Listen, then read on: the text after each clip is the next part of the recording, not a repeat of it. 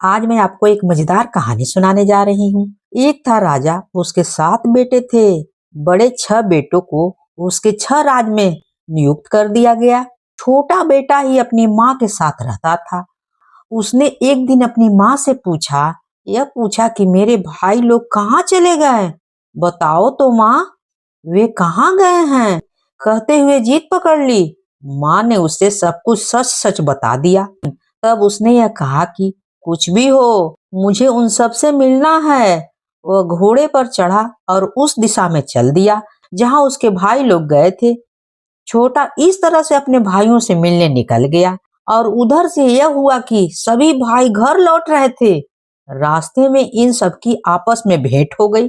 छोटे भाई ने उन लोगों को वापस चलने पर जोर कर दिया और कहा, मैं तुम लोगों को राज देखने आ रहा हूँ, तुम लोग वापस चलो। फिर वे लोग वापस चल पड़ते हैं। रास्ते में एक मंदिर मिला। वहां पर 7 देव कन्याएं 7 राजमहल बनाकर रह रही थी। उन कन्याओं का ये भी स्वभाव था कि वहां जो भी जाता उसे उन्हें अपने यहाँ रखकर 3 महीने तक खूब अच्छी तरह से देखभाल करती। 3 महीना पूरे होते ही उनकी काली माँ को बलि दे देती थी। यह छोटा भाई अपने सभी भाई को ऐसी जगह लेकर गया। बड़े भाई अपनी माँ से जल्दी मिलना चाहते थे, इसलिए उन लोगों ने छोटे से कहा, हम लोग मंदिर देख चुके हैं, अब वापस चले जाएंगे। घर में माँ घबराती होगी। छोटे में अनुभव की कमी थी, विवेक भी नहीं था। वह तुरंत लौटने को तैयार न हुआ। कहने लगा, हमें मंदिर को ठीक से देखना है भैया, अभी रुक जाओ। फिर मंदिर में वे 7 देव कन्याएं भी आ गई। इन लोगों के बारे में सारी जानकारियां लेकर इन्हें घोड़े से नीचे उतरवा लिया। 7 लोगों के घोड़ों को पत्थर बना दिया। 7 देव कन्याएं ने इन 7 राजकुमारों को आपस में बांट लिया। यह सावधानी भी बरती कि इन 7 भाइयों में से कोई भी आपस में एक दूसरे को नहीं देख पाएगा। इस तरह 2 महीने बीत गए। बड़े राजकुमार को अब चिंता होने लगी। उसको इस बात की चिंता हुई कि आपस में भाई लोग एक दूसरे को चेहरा भी नहीं देख पा रहे हैं। यहाँ आकर फंस गए हैं हम लोग। माता पिता को इनकी जानकारी भी नहीं है कि हम लोग कहाँ हैं। उसने जाकर छोटी देव कन्या के पांव पर झुककर विनती की कि अब हम लोगों को जाने दो, नहीं तो मैं आत्महत्या कर लूंगा। इस पर उसने कहा कि मैं अपना अगर राज खोल दूंगी तो मेरी बहनें मुझे मरम्मत करेंगी, खूब पिटाई करेंगी। कल तो पूरे 3 माह हो जाएंगे। कल काली माँ को तुम लोगों की बलि चढ़ाएंगे। किसी तरह कोशिश करके तुम लोग भाग जाओ यहाँ से। इस पर भी वह चुप नहीं हुआ, विनती करता ही रहा। फिर अंत में उस छोटी देव कन्या ने कहा, कल तुम लोगों को यहाँ आए 3 महीने हो जाएंगे और तुम लोगों को काली माँ की आहुति में बलि देंगे। किसी भी तरह कोशिश करके अपने आप को बचाकर निकल जाओ यहाँ से। उसने फिर पूछा, उपाय तो बताओ, मैं मुसीबत में फंसू या मेरी बहनें मुझे खत्म कर देंगी। इस बात की चिंता नहीं है, मगर तुम लोग बलि चढ़ने से बच जाओगे। कहकर 7 नींबू हाथ में उठाया, उन्हें मंत्रित कर उसके हाथ में देकर कहा, ये नींबू अपने पास रखो और इन्हें 7 पत्थर के बने घोड़े के सिर पर फोड़ दो तो वे सजीव हो उठेंगे। फिर उसने सिकाकाई के बीज, कोयला और रेत हाथ में उठाकर उन्हें मंत्र पढ़ करके हाथ में दे दिया और कहा, अपने भाइयों को घोड़ों को आगे कर तुम उनका पीछा करो। मगर एक बात ध्यान में रखना, हम लोग जब काली माँ की पूजा कर देवेंद्र को प्रणाम कर यहाँ से लौटे नहीं, उससे पहले तुम्हें यह काम कर देना चाहिए। 7 देव कन्याएं देवेंद्र के दरबार में नमस्कार करके लौटने को थी कि उससे भी पहले 7 राजकुमार काली मंदिर आ पहुंचे। काली माँ इन लोगों को देखकर तुरंत ही हंस पड़ी। मंदिर में टंगे मुंडों को दिखाकर, तुम लोगों का भी यही हाल होगा, कहकर दया दिखाई। इन लोगों ने उनसे विनती की, माँ तुम्हें हम लोगों के प्रति सहानुभूति हो तो कृपया करके दरवाजा खोल दो। देवी ने दरवाजा खोल दिया। वहां टंगे सभी मुंड इन लोगों को देखकर हंसे इन लोगों की नकल उतारकर कहा, देखो बड़े बड़े राजा और सिर से अतिसूर, जो हालत बनी तैयार रहो, तुम लोगों का भी यही हाल होगा। सातों राजकुमारों ने काली माँ को प्रणाम कर फिर घोड़े पर नींबू फोड़े। घोड़े फिर से रानवान बने। सातों राजकुमार घोड़े पर चढ़े और तेजी से निकल पड़े। सातों देव कन्याएं लौटी, देखा कि राजकुमार तो निकल गए। वे कहाँ हिम्मत हारने वाली थी। राजकुमारों का पीछा किया। वे अदृश्य होकर माया अपना कर जा रही थीं, इसलिए 6 बड़े राजकुमार उन्हें देख नहीं पा रहे थे। छोटे वाले राजकुमार को मात्र वे दिखाई दे रही थीं। छोटी देवकन्या ने छोटे से कहा कि आगे बढ़ते समय सिकाकाई के बीज पीछे की तरफ फेंकते जाना। वह उसी अनुसार बीज फेंकता आगे बढ़ रहा था। सड़क पर सिकाकाई के कांटे पड़े थे। देव कन्याओं की साड़ियों में वो उलझ गए, मगर किसी तरह वे उन्हें छुड़ाकर आगे बढ़ी। राजकुमार ने कोयला फेंका, आकाश तक कोयले से आग निकली। वे उसी को लांग कर आगे बढ़ गई। फिर अंत में उनको देखकर वह भी घबरा गया। उस हड़बड़ाहट में उसने रेत को पीछे की तरफ फेंकना भूलकर आगे की तरफ फेंक दिया। तब वहां पर एक नदी फैल गई और इस तरह से छोटा राजकुमार पीछे रह गया और सभी बड़े भाई आगे निकल गए। सातों देव कन्याएं ने आकर उसे पकड़ लिया। यह सोचकर सातों को भगा लाने का दोषी यही है। उसको पकड़कर उसका सिर काट डाला। हाथ पांव कुछ भी सुरक्षित नहीं रहा।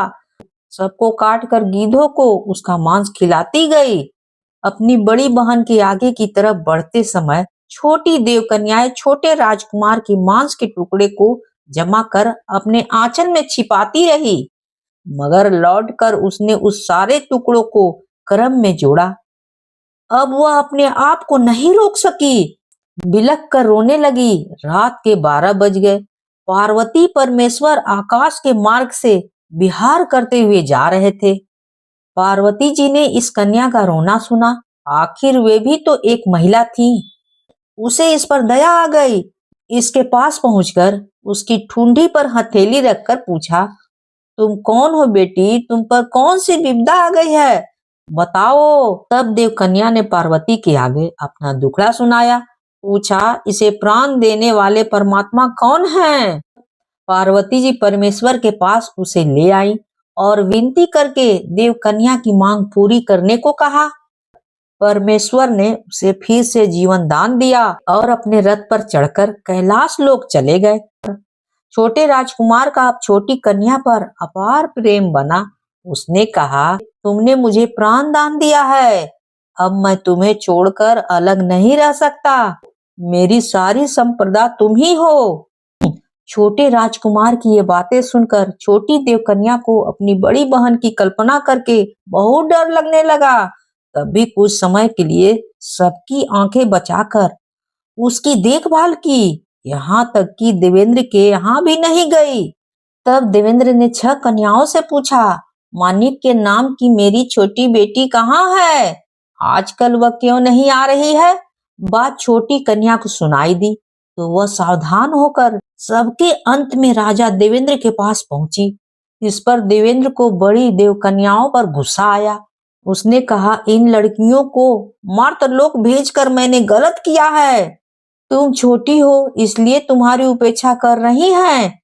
आगे से तुम इन लोगों के साथ मत आना, अकेली ही आया करो। तब छोटी कन्या ने अपने पिता देवेंद्र से सारी कहानी कह सुनाई। बताया कि किस तरह से उसने छोटे राजकुमार के प्राण बचाए। सुनकर देवेंद्र ने उससे कहा कि तुमने अच्छा किया, अब उसे तुम ही छिपा कर रखो, अपनी बहनों को इसकी खबर नहीं लगने देना। इस प्रकार कुछ दिन और बीत गए। राजकुमार को अपने शहर की याद आई। उसने देवकन्या से कहा, मुझे यहाँ आकर बहुत दिन हो गए हैं, अब मुझे लौटना होगा। छोटी कन्या ने कहा, ठीक है, अब मैं तुम्हें सुरक्षित भेज दूंगी। इस पर राजकुमार ने कहा, नहीं, मैं तुम्हें यहाँ अकेली रहने नहीं दूंगा, मैं तुमसे शादी करूंगा। छोटी ने जवाब में कहा, यह नहीं हो सकता है, मैं देवेंद्र की बेटी हूँ, मैं नर मानस से शादी नहीं कर सकती। एक काम करो, मैं तुम्हें एक तार वाला एक तान पूरा दूंगी, वह अपने पास रखना। तुम तार को ऊपर की ओर खींचोगे तो तुम ऊपर की तरफ देवलोक में चले जाओगे। मैं वहां पर तुम्हें मिलूंगी। तुम नीचे की तरफ तार खींचोगे तो भूलोक में पहुंच जाओगे। छोटी कन्या ने देवेंद्र से राजकुमार की इच्छा की बात बता दी। देवेंद्र को यह बात नहीं भाई, उसने इनकार कर दिया। फिर राजकुमार लौटकर आया।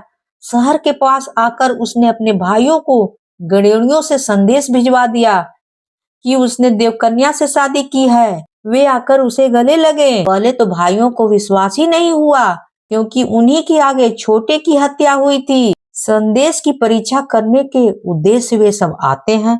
आकर अपने छोटे भाइयों को देखकर संतुष्ट होते हैं। पूछते हैं कि देवकन्या कहाँ है। वह जवाब में कहता है, मैं तुम लोगों को दिखाऊंगा, थोड़ा समय चाहिए। उन भाइयों की एक छोटी बहन थी। छोटे राजकुमार ने महल के एक कमरे में एक तार को छिपा कर रखा था। एक दिन ऐसा हुआ कि राजकुमार कहीं बाहर गया हुआ था और तभी कौतूहलवश राजकुमारी ने राजकुमार का वह कमरा खोलकर एक तार को उठाकर बजा दिया। वास्तव में छोटे राजकुमार को छोड़कर और कोई इसे इस्तेमाल नहीं कर सका था। जैसे ही राजकुमारी ने तार खींचा, देव कन्या को बाहर आना ही था और आ गई। राजकुमारी के तार खींचने से उसे गुस्सा आया। उसने राजकुमारी से कहा, तुम अपने भाई से कहो कि अब देवकन्या कभी नहीं आएगी। इतना कहकर देवकन्या चली गई। राजकुमार महल लौट आया। अपने कमरे में बैठकर खुश होकर उसने एक तार को खींचा। देवकन्या नहीं आई। उसको आश्चर्य और दुख एक साथ हुआ। उल्टा गिरकर रोने लगा। अपनी माँ से पूछा कि कमरे का दरवाजा किसने खोला था। सारी बात जानकर वह दोबारा घोड़े पर चढ़कर गया। 8 दिन में वह किसी तरह से देवकन्या के पास पहुंचा और उसे ले आया। सभी के आगे उससे शादी कर सुख से बहुत समय तक राज काटता रहा और सुख भोगता रहा। अगर कहानी अच्छी लगी हो तो please like share and subscribe जरूर कीजिएगा। भूलिएगा बिल्कुल नहीं। कहानी होती है समाप्त।